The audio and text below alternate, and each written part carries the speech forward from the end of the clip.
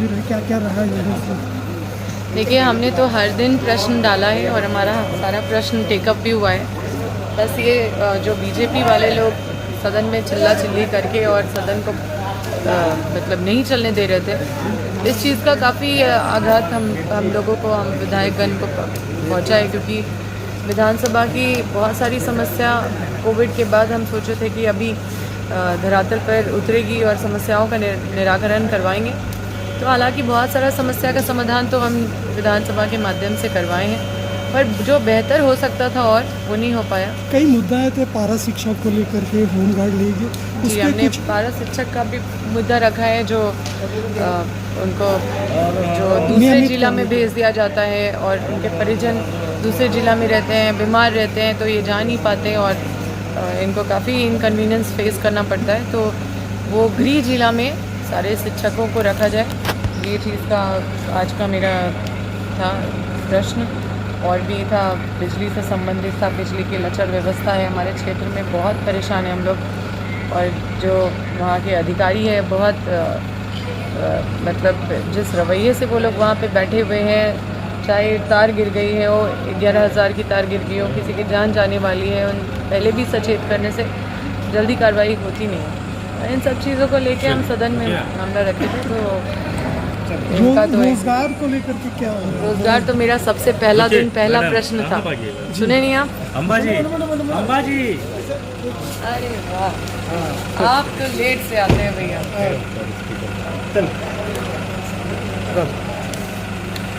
रोजगार को लेकर आप लगातार कर रहे हैं और आज जिस तरीके से हाउस के अंदर मंत्री ने कहा कि अगले महीने से लगातार रोजगार जो है, नियुक्ति जो है वो शुरू हो रही है, एक राहत की खबर।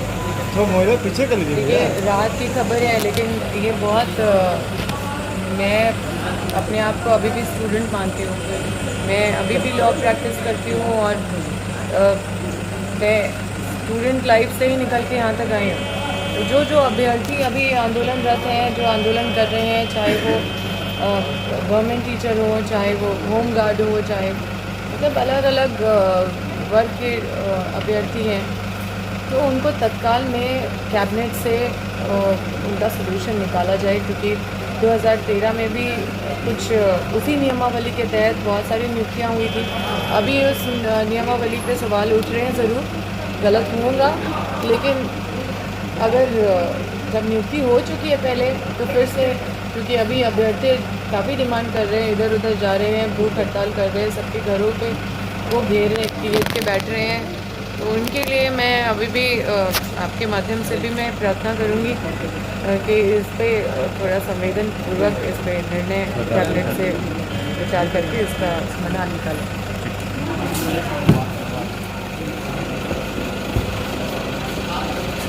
हेलो,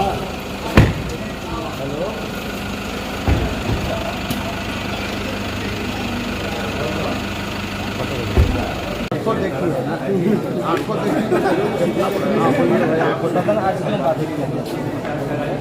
बाधित नहीं किया। हमारे भारतीय जनता पार्टी के कार्यकर्ताओं ने कल जो हमारे हजारों बीएसपी कार्यकर्ताओं पर लाठीचार्ज हुआ, उसी के विरोध में अपना विरोध प्रकट किया। बाधित कहाँ? विरोध प्रकट करना क्या गुनाह है क्या?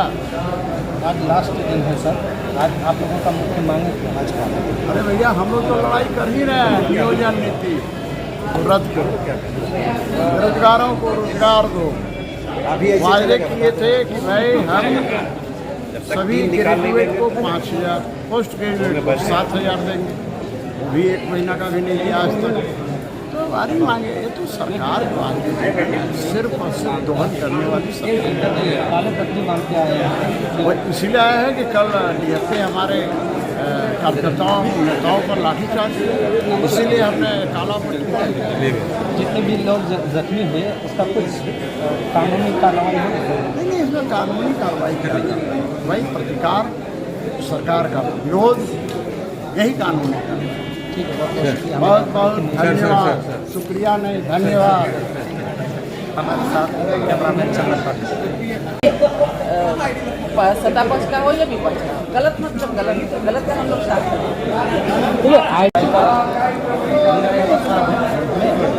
आज के समय में जो होगा खास बातें हुई, खास बात इसके बारे में बताइए।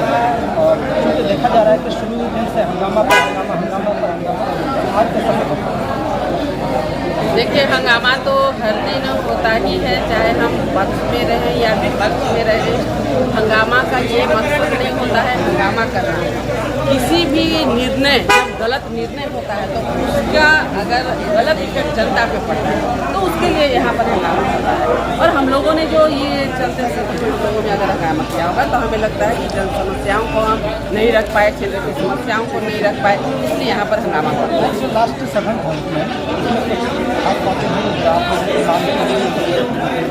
देखिए, इसमें हम खुश और नाखुश नहीं होते हैं। कोई मांग पूरी हुई उसमें हम फोकस नहीं करते हैं। अगर कोई गलत निर्णय लिया गया, उसमें समिति बनाई गई तो बहुत अच्छी बात है, तो पहले होनी चाहिए थी। क्योंकि लोगों को लग रहा है कि भारतीय जनता पार्टी नमाज के लिए जो आमंत्रित कमरा था उसके लिए विरोध कर रही थी। निश्चित रूप से हम लोग नमाज पढ़ने के लिए विरोध नहीं करते हैं। हम सभी जाति, धर्म, समुदाय के लोगों का मान सम्मान करते हैं। लेकिन अगर आज आप नमाज के लिए अलग कमरा आवंटित किए, कल बौद्ध के लिए, कल ईसाई के लिए, कल हिंदू धर्म के लिए, कल सरना धर्म के लिए, तो क्या आप लोगों को इस लोकतंत्र के मंदिर में बांटने का काम करेंगे? हम लोग बड़े प्रेम से होली, दिवाली, ईद, क्रिसमस सभी त्यौहार मिलकर मनाते हैं। तो हम सब एक साथ मिल करके रहना चाहते हैं, ना कि हम धर्म के समुदाय के नाम से अलग बांटते हैं। यही हमारी सुंदरता है और उस सुंदरता को बनाए रखना चाहते हैं। इसलिए ये बिल्कुल नहीं होना चाहिए था कि लोकतंत्र के मंदिर में ऐसे अलग अलग लोगों को अलग अलग बांटते हैं। देखिए, जनता की आवाज़ को आप लाठी डंडे से नहीं दबा सकते हैं और हमें लगता है कि ये काफ़ी दुर्भाग्यपूर्ण, जो बर्बरतापूर्वक लाठीचार्ज हुआ, ये बिल्कुल नहीं होना चाहिए था। आज हमारी महिला बहनें, हमारे आदरणीय प्रदेश अध्यक्ष जी और कई लोग घायल हुए हैं, तो ऐसा करना बिल्कुल सरकार को उचित नहीं होता है और कहीं न कहीं सरकार आज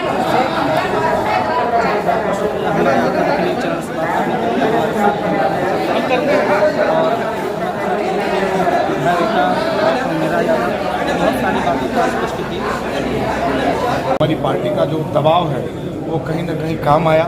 आज सदन में झारखंड मुक्ति मोर्चा के विधायक सरफराज अहमद जी ने उठकर कहा कि एक कमेटी बननी चाहिए और कमेटी इस पर थोड़ा विचार करे कि क्या निर्णय कर सकती। मैं उम्मीद करता हूँ कि 2 बजे कमेटी की घोषणा करने वाले हैं माननीय विधानसभा अध्यक्ष। जरूर वो कमेटी यह निर्णय लेगी कि विधानसभा लोकतंत्र का मंदिर है और लोकतंत्र के मंदिर में ना अजान पढ़ सुनाई देने चाहिए, नमाज पढ़े जाने चाहिए, ना हनुमान चालीसा पढ़ना चाहिए। लोकतंत्र के मंदिर से अगर बात होनी चाहिए तो सिर्फ और सिर्फ विकास की बात होनी चाहिए। जी एक सवाल है, सत्र जिस प्रकार से चला, जिस प्रकार से बाधित होता है, क्या आपको लगता है ये सवाल माननीय विधानसभा अध्यक्ष जी से पूछना चाहिए, माननीय नेता सदन हेमंत सोरेन जी से पूछना चाहिए, क्योंकि उन्होंने जानबूझकर मानसून सत्र न चले इसके लिए 2 विषय लाया। पहला, जबरन उर्दू को सेकेंड लैंग्वेज के रूप में इम्पोज कराने का प्रयास किया। उनको पता था कि भारतीय जनता पार्टी लोग इसका विरोध करेंगे।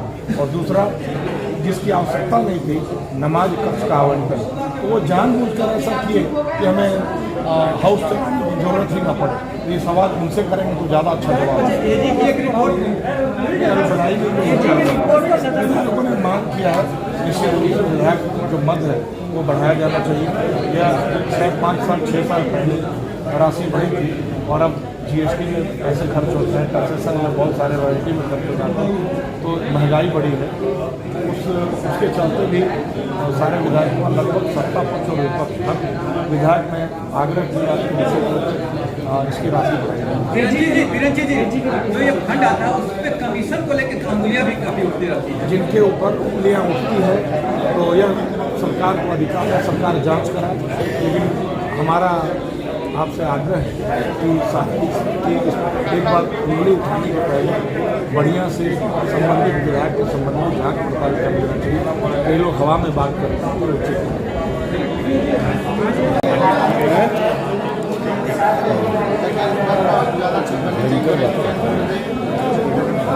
मामला आ गया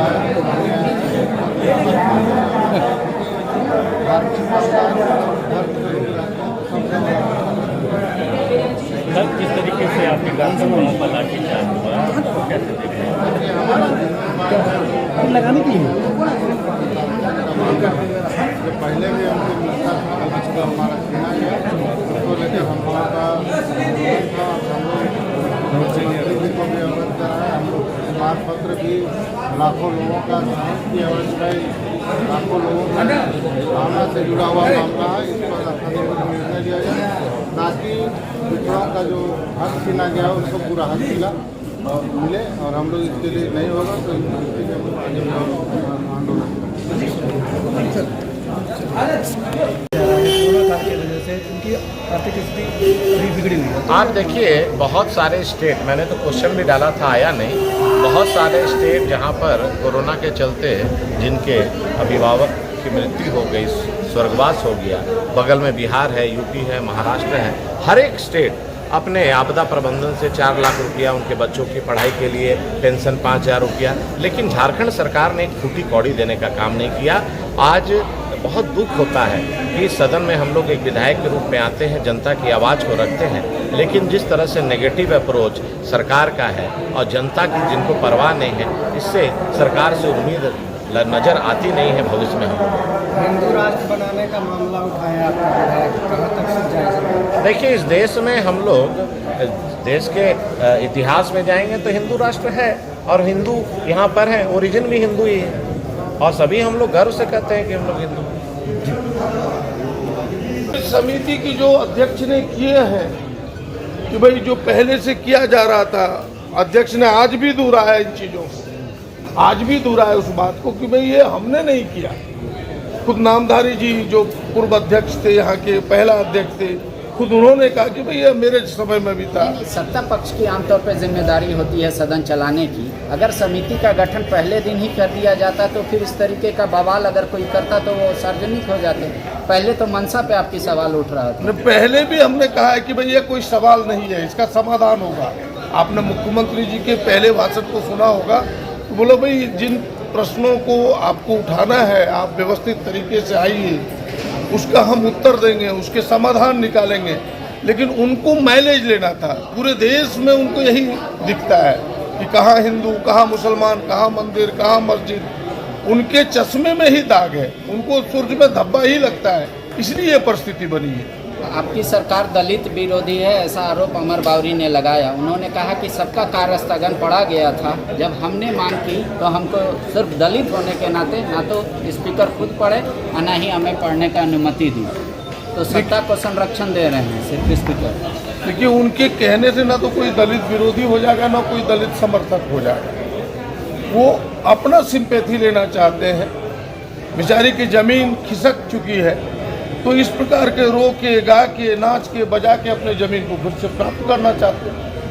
आज जब जेएमएम के विधायक ने उठाया ये मुद्दा कि विधायक निधि की राशि 8 करोड़ हो जानी चाहिए, उसमें तमाम विधायक, मनोनीत विधायक भी समर्थन किए, कहे कि नहीं ऐसा होना चाहिए क्योंकि बहुत ज़्यादा महंगाई बढ़ गई है। प्रदीप यादव इसको क्या इस रूप में देखते हैं? ये किस रूप में देखते नहीं है, सरकार क्या निर्णय लेती है, सरकार के पास कितनी राशि है, बजट क्या है। क्योंकि एक तो कोरोना काल में आमदनी घटी है, और अभी आपने देखा होगा कि जो जीएसटी लागू हुआ, 5 वर्षों तक जीएसटी जो स्टेट कम वसूली कर पाता था, हिस्से मिल पाते थे, उसको ऐड मिलती थी, अब वो ऐड भी समाप्त होने वाला है, अतिरिक्त सहायता। तो ये तमाम चीज़ें सरकार असेसमेंट करेगी।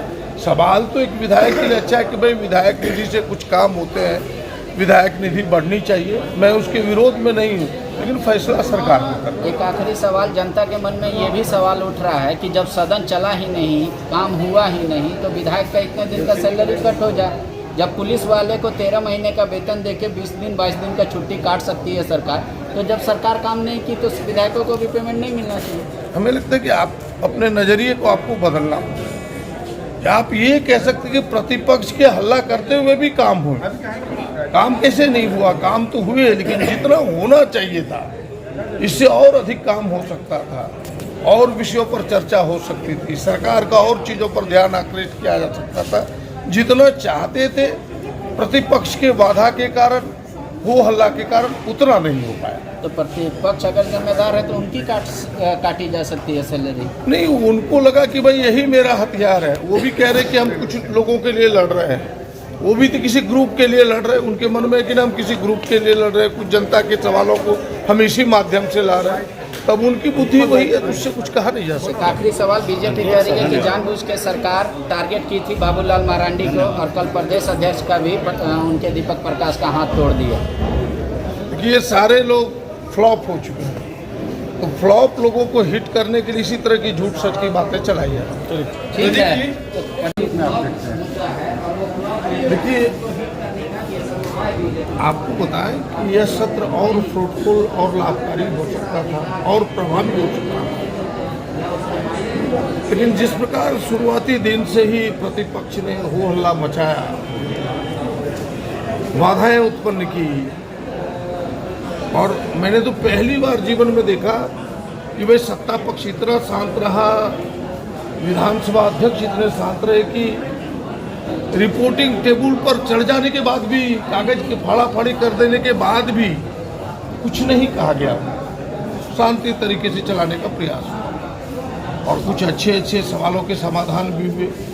कई चीज़ें सरकार की ओर से आई भी, जैसे मैंने अभी थोड़ी देर पहले कहा था कि हमने गैर सरकारी संकल्प में एक महत्वपूर्ण विषय जो इस राज्य की जनता की इच्छा है कि पूरे देश में जाति आधारित जनगणना हो, गैर सरकारी संकल्प को 21 वर्षों में इस विधानसभा ने पहली बार सरकारी संकल्प माना और पूरे विधानसभा ने मुहर लगाई। जाति पिछड़ी जातियों को आरक्षण मिले, उस पर सरकार ने अपनी सहमति जताई कि हम जल्दी इस पर निर्णय लेंगे। कई ऐसे सवाल आपने देखा होगा कि यह जो एसपीटी सीएनटी एक्ट के सवाल आ रहे थे, उनके रहते हुए आदिवासियों की जमीन छीनी गई, उस पर एक विधानसभा की समिति बनी।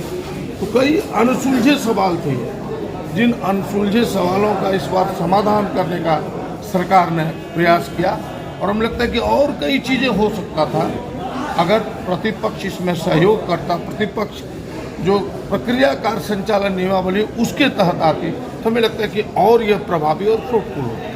अमर बाबरी ने आरोप लगाया है कि विधानसभा स्पीकर या सदन से कि जो दलित हैं उसका अपमान किया जा रहा है, उनकी आवाज़ नहीं सुनी। हमें लगता है कि हो रहे थे वो सारे ढोंग हैं, वो सारी चीज़ें केवल सिंपैथी लेने के लिए हैं। आपने अंदर देखा होगा कि वो जितने गमछा बांध करके तन करके वो लड़ना चाहते थे, कोई दूसरे लोग लड़ने को तैयार नहीं थे उनसे। ये केवल जनता की सिंपैथी लेने, उसकी पूरी करामात को जनता ने देखी। ये बाहर ढोंग करने से जनता समझती है इन चीज़ों को, पब्लिक है सब कुछ जानती है, एक एक चीज़ों का मापदंड है पब्लिक के पास। इनके ढोंग से इनको कोई सिंपैथी मिलने वाला नहीं है। फलाफल क्या निकला कि युवा वर्ग जो है जो बेरोजगार है, इससे मानसून सत्र के लिए कुछ कारण को लेकर के उनका कहना है मैम जो लाठीचार्ज हुआ वो कह रहे हैं तालिबानी सरकार है, ठीक है, ये लाठी और गोलियों की सरकार है, ठीक है, 2 साल में इन्होंने कुछ नहीं किया। या इस पर आप क्या कहना चाहेंगे?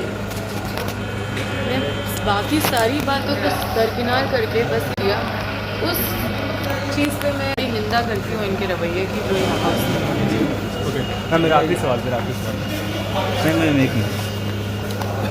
फिर क्या क्या रहा यहाँ से? देखिए, हमने तो हर दिन प्रश्न डाला है और हमारा सारा प्रश्न टेकअप भी हुआ है। बस ये जो बीजेपी वाले लोग सदन में चिल्ला चिल्ली करके और सदन को मतलब नहीं चलने दे रहे थे, इस चीज़ का काफ़ी आघात हम लोगों को, हम विधायकगण को पहुंचा है, क्योंकि विधानसभा की बहुत सारी समस्या कोविड के बाद हम सोचे थे कि अभी धरातल पर उतरेगी और समस्याओं का निराकरण करवाएंगे। तो हालांकि बहुत सारा समस्या का समाधान तो हम विधानसभा के माध्यम से करवाए हैं, पर जो बेहतर हो सकता था और वो नहीं हो पाया। कई मुद्दे थे पारा शिक्षा को लेकर के, होमगार्ड लीग, जी हमने पारा शिक्षक का भी मुद्दा रखा है, जो उनको जो दूसरे जिला में भेज दिया जाता है और उनके परिजन दूसरे जिला में रहते हैं, बीमार रहते हैं, तो ये जा नहीं पाते और इनको काफ़ी इनकन्वीनियंस फेस करना पड़ता है। तो वो गृह जिला में सारे शिक्षकों को रखा जाए, ये चीज़ का आज का मेरा था प्रश्न। और भी था, बिजली से संबंधित था, बिजली की लचर व्यवस्था है हमारे क्षेत्र में, बहुत परेशान है हम लोग, और जो वहाँ के अधिकारी है बहुत मतलब जिस रवैये से वो लोग वहाँ पे बैठे हुए हैं, चाहे तार गिर गई है वो 11,000 की तार गिर गई हो, किसी की जान जाने वाली है, उन पहले भी सचेत करने से जल्दी कार्रवाई होती नहीं है। इन सब चीज़ों को लेके हम सदन में मामला रखे थे। तो इनका तो रोजगार को लेकर के क्या हो? रोजगार तो मेरा सबसे पहला दिन पहला प्रश्न था। सुने नहीं आप? अंबाजी अंबाजी अरे वाह, आप तो लेट से आते हैं भैया।